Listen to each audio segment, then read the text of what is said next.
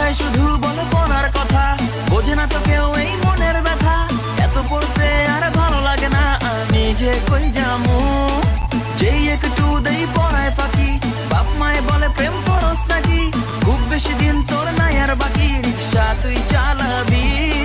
বাপে বলে পড়তে, মাও বলে পড়তে, কিন্তু আমি পড়বো না না না না। বইয়ের নিচে ফোন রাইখা গোতামো, ধরতে তো পারবো না না না না। সময় মতো আমি পড়তে তো বসবো, তোমরা কেন বোঝো না?